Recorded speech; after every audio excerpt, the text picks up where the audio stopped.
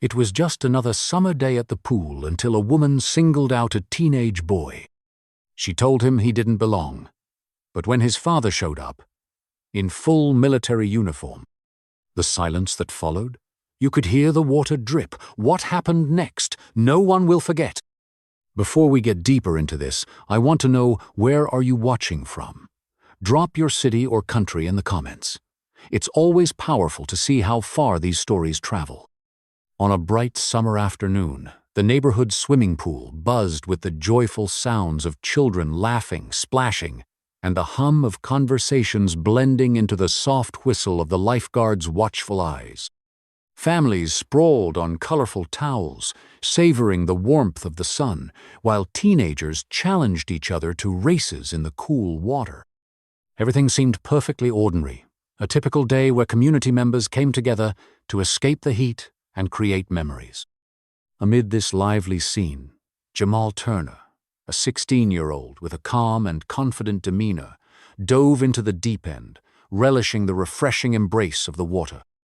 Jamal had been coming to this pool all summer, his presence as familiar to the regulars as the scent of sunscreen in the air. His sun-kissed skin glistened beneath droplets as he tread water, chatting with friends nearby, the carefree spirit of youth evident in his easy smile. But the peaceful rhythm of the afternoon suddenly fractured when Karen Mitchell, a woman known to many as a longtime resident with a sharp tongue and an impatient nature, stormed up to the pool's edge. Her eyes narrowed, lips pursed in disapproval as she scanned the crowd before locking her gaze on Jamal. Her voice sliced through the air sharply. "Hey, you! Yeah, you! What are you doing here? This isn't your place." The words hit the warm breeze like a sudden gust of cold wind, drawing the attention of those nearby. Jamal looked up, surprise flickering across his face, replaced swiftly by a steady resolve. He wiped water from his brow and met Karen's glare, standing his ground with quiet dignity. The chatter around the pool hushed, replaced by murmurs of curiosity and unease as people turned to witness the unfolding confrontation.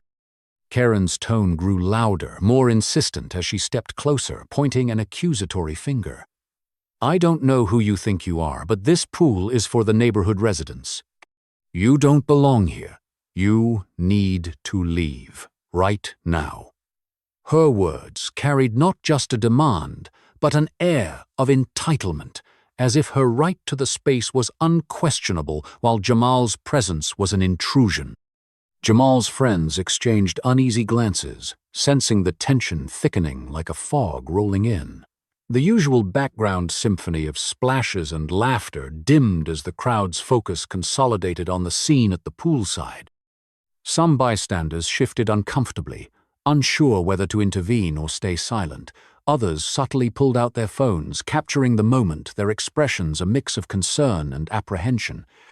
Despite the mounting pressure, Jamal's voice remained steady. "I live here. This is my neighborhood, just like anyone else's. I have every right to be here." He spoke with a calm firmness, refusing to be intimidated by Karen's aggressive stance.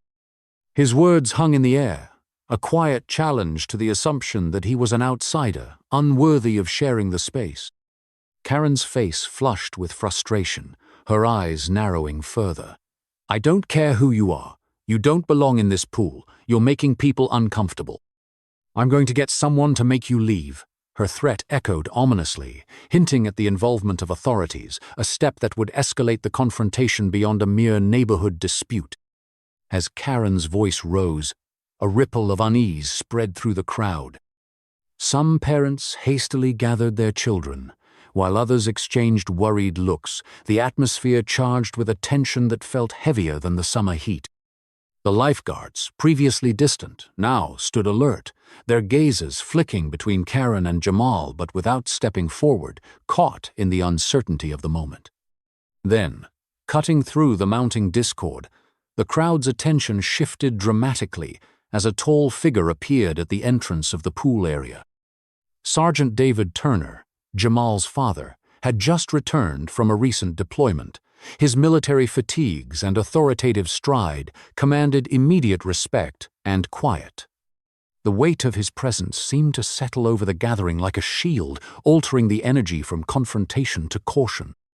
Eyes turned toward Sergeant Turner as he approached steadily, his expression calm but resolute. The murmurs softened to whispers, and the tension that had gripped the poolside now met a new force, one of quiet strength and protective resolve. Karen momentarily faltered under the weight of his gaze, the certainty in his posture challenging her to reconsider her aggressive stance. Jamal's shoulders relaxed slightly as his father reached his side, offering a reassuring nod.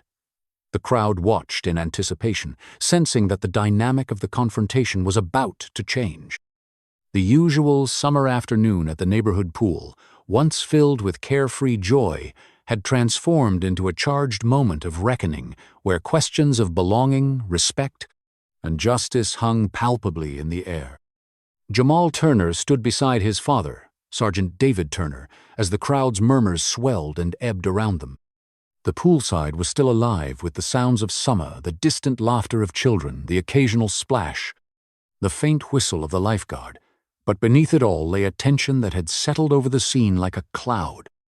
To those watching, Jamal was more than just the teenager caught in the moment.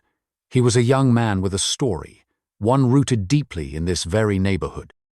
At 16, Jamal was known among neighbors and friends as a respectful, friendly presence. His athletic build and easy smile made him a familiar figure at the local basketball courts and, of course, the pool where he had spent countless afternoons. His reputation was that of someone who carried himself with quiet dignity, a contrast to the harsh words he had just endured. The boy who now stood tall in the face of confrontation was the same one who helped younger kids learn to swim and who volunteered at the community center on weekends. For Jamal, this pool was more than just a place to cool off. It was a space of belonging and connection. Beside him, Sergeant David Turner carried the weight of his recent deployment in the lines etched faintly on his weathered face. His military fatigues, still crisp and orderly, spoke of discipline and leadership. He was a man who commanded respect not only through his rank, but through his demeanor, calm, measured, and protective. Returning home had been a relief, but moments like this reminded him that battles were not always fought on distant fields. Sometimes they were waged in the neighborhoods and daily lives of those he loved. David's connection to the community went beyond his uniform. He was a father fiercely devoted to his family and a man with a strong moral compass. His deployment had sharpened his view of justice and equality, and he carried these values proudly in every interaction.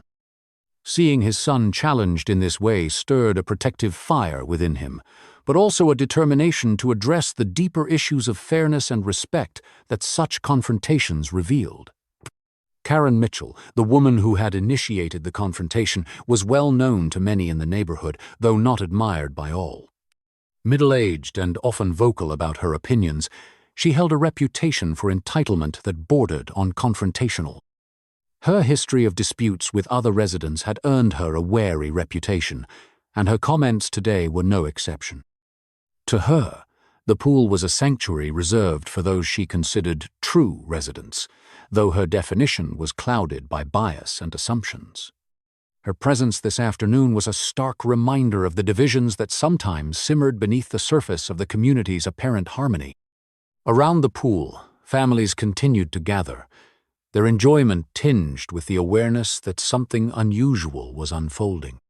Children splashed in the shallow end, some pausing to glance curiously at the scene, while parents exchanged concerned looks.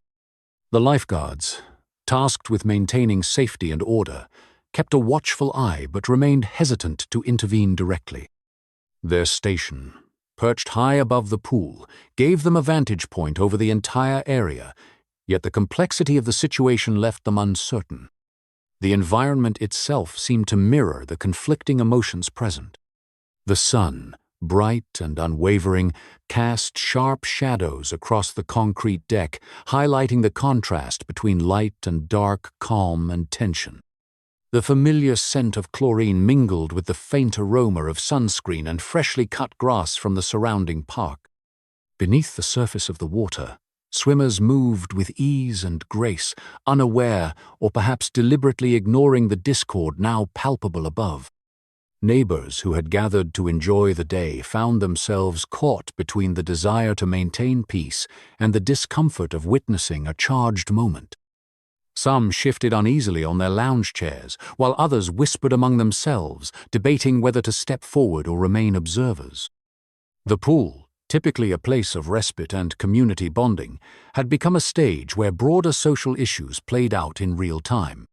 Jamal's friends, a close-knit group who had grown up together in the neighborhood, formed a quiet circle nearby.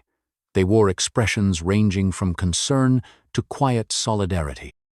Each had their own history with the pool and with Jamal, understanding the significance of what was happening. For them, this was more than a confrontation. It was a test of their collective resilience and the bonds that held their community together. Sergeant Turner's presence offered a subtle anchor amid the uncertainty. With his steady gaze and measured posture, he embodied both authority and approachability. Parents glanced at him with a mixture of respect and relief, sensing that his involvement could help de-escalate the situation. His role extended beyond that of a military man. He was a pillar of the neighborhood, a symbol of protection and fairness. As the sun climbed higher in the sky, the poolside remained a microcosm of the larger community's challenges and hopes. Here, beneath the surface of everyday life, issues of identity, belonging, and justice converged. The people gathered were more than just bystanders. They were participants in a moment that reflected the complexities of their shared space. Jamal's calm and respectful demeanor stood as a testament to his upbringing and character. His willingness to face hostility without anger revealed a maturity beyond his years. For those watching, he was a reminder of the strength found in dignity and the power of standing firm in one's truth. David Turner's recent experiences abroad had deepened his understanding of service and sacrifice. Yet, as he looked around the pool, he recognized that the fight for respect and equality was ongoing, not confined to distant battlefields, but present in the everyday lives of his family and neighbors. His role now was to ensure that his son and all young people like him could enjoy their community without fear or exclusion. Karen Mitchell's stance, though rooted in fear and prejudice, was a reflection of tensions that could no longer be ignored. Her actions forced the community to confront uncomfortable questions about who belonged and why.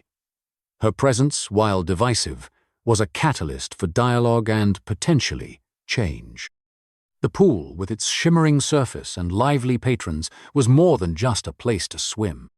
It was a gathering ground where the threads of community were woven, sometimes frayed, sometimes strengthened by the interactions of its members. Today, those threads were taut with tension, but also stretched toward understanding. In the midst of the crowd, the lifeguards exchanged glances, their roles shifting from mere watchers to potential mediators. Their commitment to safety extended beyond physical well-being to include the emotional and social health of the pool's patrons.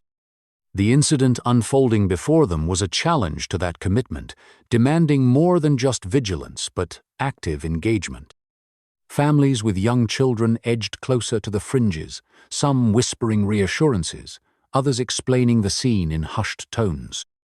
The atmosphere was heavy with unspoken questions. How had a place meant for enjoyment become a battleground for exclusion? What responsibility did each person bear in shaping the community's future? Jamal's friends, sensing the gravity of the moment, began to subtly rally around him. Their presence was a quiet statement of unity, a collective stand against the unfairness embodied in Karen's accusations. Their youthful faces, marked by determination and concern, symbolized hope for a more inclusive tomorrow. Sergeant Turner's voice, calm yet authoritative, prepared to break the silence. His words would carry the weight of experience and the promise of protection. As he stepped fully into the scene, the poolside community braced itself, caught between the past's lingering shadows and the possibility of a more just present. The afternoon sun continued to pour over the neighborhood pool, illuminating a moment that was about much more than water and summer fun. It was a moment that revealed the heart of a community, its struggles, its strengths, and its capacity for change. Karen Mitchell's voice cut sharply through the murmurs that had begun to ripple around the pool. Her eyes locked onto Jamal Turner with a fierce insistence that brooked no disagreement. "I'm telling you again, you don't belong here," she declared, her tone rising with each word. "This pool is for the neighborhood residents, people like me who have lived here for years. You're making others uncomfortable, and I want you gone." Jamal met her gaze steadily, refusing to be cowed by the escalating aggression. "I live here," he said firmly, his voice calm but resolute. "This is my neighborhood just like yours. I have every right to be here, and I'm not leaving without cause." His words carried a quiet strength, a refusal to be pushed out because of someone else's prejudice. The tension thickened as the crowd shifted uneasily. Some bystanders exchanged worried glances, uncertain whether to step in or remain silent witnesses.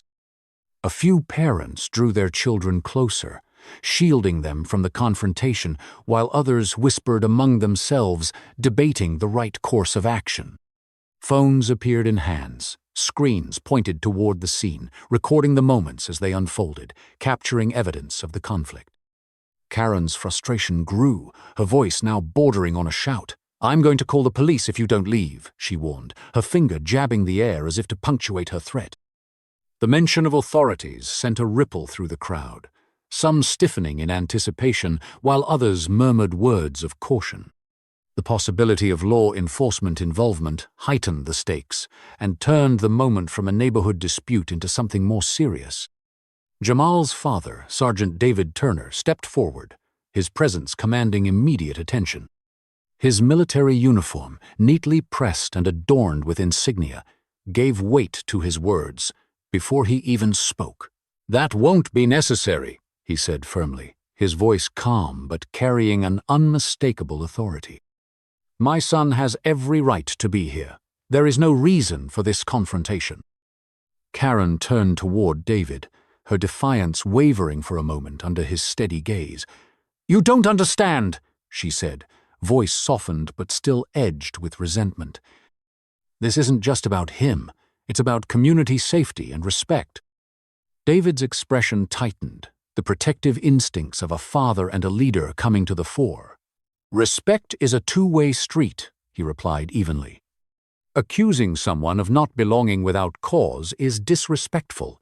My son is a resident, and he deserves to be here just as much as anyone else." The crowd's mood shifted subtly as David spoke, some nodding in agreement, others exchanging looks that suggested a growing awareness of the injustice unfolding. Parents who had been hesitant to intervene now found their own voices rising in quiet support. "He's right," one woman murmured to her companion. "We shouldn't judge like that." Despite the rising support around Jamal and his father, Karen's stubbornness did not falter entirely. She took a step back but continued to mutter under her breath, her posture defensive as if bracing for further opposition. "This isn't over," she warned, though the force behind her words had diminished. Meanwhile, a few lifeguards approached cautiously, their expressions serious but uncertain. One of them, a young man with a whistle hanging around his neck, addressed the crowd. "We want everyone to enjoy the pool safely," he said, voice steady. "Let's keep things calm and respectful." His words were met with nods, though the underlying tension remained palpable. Jamal's friends gathered closer around him, forming an unspoken shield of solidarity. Their eyes flicked between Karen and the growing crowd, their youthful faces determined yet anxious.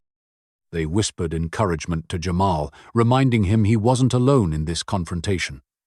Their presence was a quiet but powerful statement against the discrimination he faced. As Karen's threat of calling the police lingered in the air, a few onlookers debated among themselves.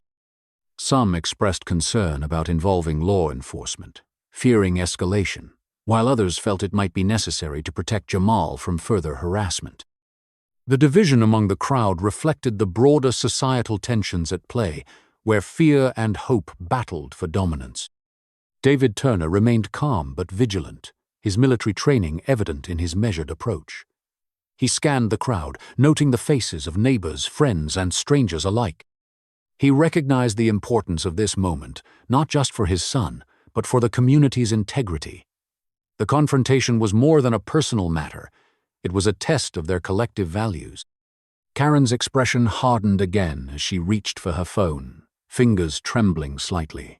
The decision to involve the authorities was a line crossed with hesitation but driven by conviction. "I'm calling now," she announced, voice firm. The crowd held its breath, awaiting the next move.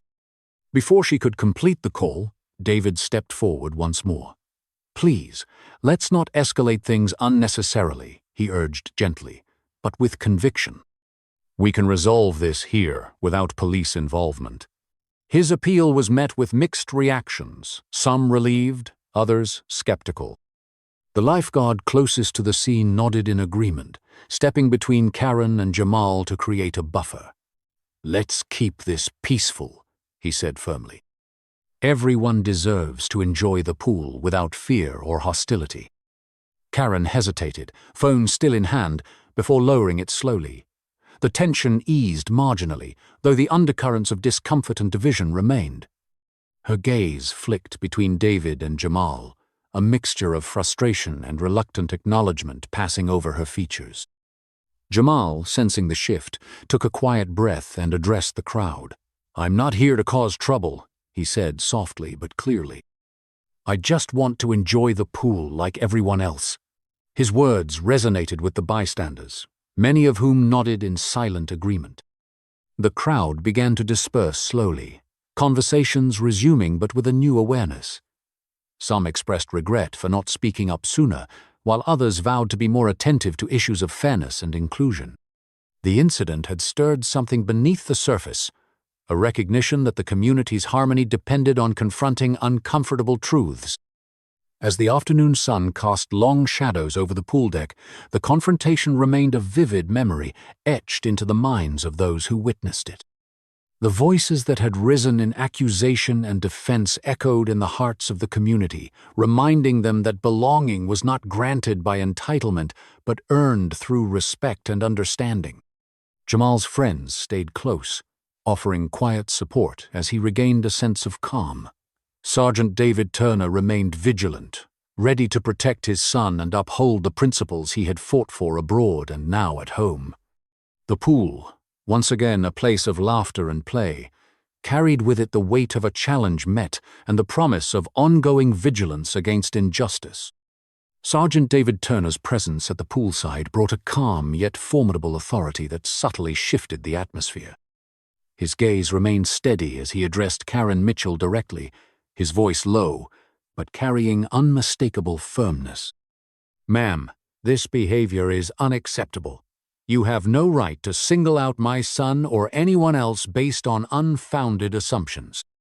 Karen's defiant expression faltered as she met David's unwavering eyes. The crowd held its collective breath, sensing the balance of power tilting. The woman who had moments before demanded Jamal's removal now found herself confronted not by anger but by resolute dignity and quiet strength. David took a deliberate step forward, his tone measured but uncompromising. "Jamal has every right to be here. He is a resident of this community, and he deserves the same respect and freedom to enjoy this pool as anyone else." His words echoed with the weight of his experience, a man who had defended justice on distant front lines, now standing firm in defense of his son's dignity in his own neighborhood. Karen's voice wavered, the certainty she had carried dissolving under David's composed demeanor. I just want to keep this community safe," she stammered, her earlier aggression replaced by a flicker of uncertainty. David's expression softened slightly, though his resolve did not. Safety is important, yes, but excluding someone without cause is not safety, it is discrimination. We are all part of this community, and respect must be mutual. His words resonated beyond the immediate confrontation, addressing the deeper issues that had sparked the incident. The crowd, previously divided and tense, began to respond. A few neighbors stepped forward, voices tentative but growing stronger. "He's right," a middle-aged woman said, her eyes meeting Karen's. "We shouldn't judge someone just because they look different or don't fit our narrow ideas." Another man nodded in agreement. "We need to stand together, not tear each other apart." The murmurs of support swelled, a chorus of voices challenging the exclusionary attitude that had surfaced. Karen took a step back, her posture shrinking under the weight of mounting opposition. The defiance that had marked her earlier words gave way to silence, her retreat visible to all. The community's collective gaze shifted, no longer tolerating the divisiveness she had sown. Amid the crowd, a lifeguard who had remained silent stepped forward. His youthful face held a mixture of regret and resolve. "I want to apologize to Jamal and his family," he said earnestly. "I didn't speak up earlier, but I realize now that silence isn't the answer. We must all do better to ensure everyone feels safe and welcome here." His words prompted nods and murmurs of agreement. The lifeguard's acknowledgement underscored the importance of active participation in fostering an inclusive environment. It was a moment of reckoning for the pool's staff and patrons alike. Sergeant Turner looked out over the gathering, his voice carrying a message beyond the immediate conflict. "This isn't just about one incident," he said. "It's about recognizing the biases that exist in all of us and choosing to confront them. It's about standing up against injustice, even when it's uncomfortable." The crowd absorbed his words, the weight of the moment settling deeply. Some faces reflected shame, others hope. Conversations sparked among neighbors, the incident becoming a catalyst for a broader dialogue about fairness and community values. Jamal, standing beside his father, felt a renewed sense of pride and security. The support from those around him bolstered his confidence, affirming that he was not alone in facing such challenges. His friends, too, felt empowered by the shift, their solidarity strengthened by the collective voice rising in the pool's warm air. As the tension eased, the community's energy transformed from confrontation to reflection. Applause broke out softly, growing as more bystanders expressed their support. The atmosphere, once heavy with conflict, now brimmed with the possibility of growth and understanding. David placed a reassuring hand on Jamal's shoulder, a gesture of both comfort and encouragement. "Remember, son," he said quietly, "standing up for what's right matters. It's not always easy, but it's necessary for change." The crowd began to disperse gradually, conversations continuing in small clusters. Some neighbors approached Jamal and his father to offer apologies and words of encouragement, their faces sincere and open. The lifeguard team regrouped, committing to better vigilance and inclusivity moving forward. The pool resumed its usual rhythm, the sounds of summer returning with renewed warmth and unity. Yet, beneath the familiar splashes and laughter remained a deeper understanding, a community awakened to its imperfections and resolved to do better. Jamal and Sergeant Turner lingered briefly, sharing a quiet moment amidst the residual hum of the afternoon. The challenges ahead were clear, but so was the strength they drew from each other and from the community's emerging solidarity. As the sun continued its descent, casting a golden glow over the neighborhood pool, the incident stood not as a mark of division, but as a turning point, a testament to courage, resilience, and the power of standing together against injustice. Sergeant David Turner stood before the gathering crowd, the late afternoon sun casting long shadows across the pool deck. His voice carried a steady conviction, resonating through the warm air as he addressed the neighbors, friends, and onlookers who had remained behind. "What happened here today isn't just about my son or one woman's misguided actions," he began, eyes scanning the faces before him. "It's about all of us, about standing up against racism and discrimination wherever we see it." His words struck a chord. The pool, once a backdrop for a tense confrontation, had become a forum for something much larger, a call to action. David's presence as a Marine veteran lent weight to his message, his experiences abroad informing his deep understanding of justice and equality. "We live in a diverse community," he continued, "and that diversity is our strength, not a weakness. It's easy to stay silent when we see unfairness, but silence only allows injustice to grow. We must all take responsibility to speak up, to protect each other, and to ensure that every member of this neighborhood feels safe and respected."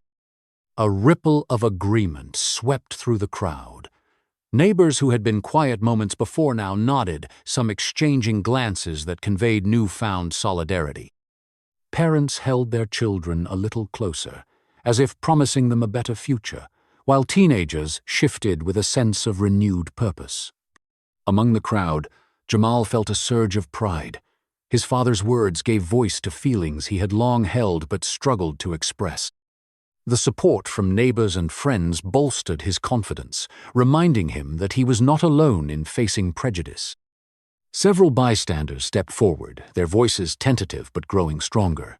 A woman in her 40s spoke softly. "I realize now that I haven't always recognized my own biases. Today has been a wake-up call." Another man added, "We need to be proactive, not just against overt racism, but the subtle ways it shows up in our daily lives." The conversation blossomed organically, neighbors sharing stories, fears, and hopes. The poolside, once a site of conflict, transformed into a space of healing and learning. Lifeguards and staff joined in, expressing their commitment to fostering an inclusive environment where everyone could feel welcome. Jamal's friends gathered around him, their youthful energy now charged with determination.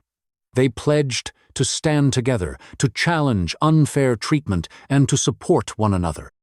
Their unity was a powerful counterpoint to the earlier hostility, a symbol of resilience and hope. David watched the scene with a mixture of relief and resolve. He knew that one afternoon's confrontation was just the beginning of a longer journey toward equality and understanding. But the willingness of the community to engage, to reflect, and to act gave him hope. Before leaving, David knelt beside Jamal, placing a firm hand on his son's shoulder. "You handled yourself with courage today," he said quietly. "Remember, standing up for what's right isn't always easy, but it's necessary. Together, we can make this community stronger." Jamal nodded, feeling a surge of confidence and reassurance. The presence of his father and the support of the community fortified him against the challenges that lay ahead. He understood that his experience was part of a larger story, one of courage, unity, and the ongoing fight against injustice. As the sun dipped lower, casting a golden glow over the neighborhood pool, the community lingered, engaged in conversations that promised change. The incident had sparked more than conflict. It had ignited a spark of awareness and commitment. Families packed up their belongings, children waved goodbye, and the pool's usual sounds softened to a peaceful murmur. Yet beneath the surface, a new energy thrummed, one of determination to build a more inclusive, just community. Jamal and his father walked away from the pool together, the weight of the afternoon's events balanced by a sense of hope. Their steps were steady, their bond strengthened by shared experience and unwavering support. The neighborhood pool, once a simple place of summer fun, had become a symbol, a reminder that standing against injustice requires courage, unity, and the willingness to confront difficult truths. The journey ahead was clear, and with each step, the community moved closer to the ideals of respect, equality, and belonging for all. Thanks for watching all the way through. If stories like this matter to you, hit that subscribe button and give this video a like. I'll meet you down in the comments. We've got a lot to talk about, and I'd love to hear your thoughts.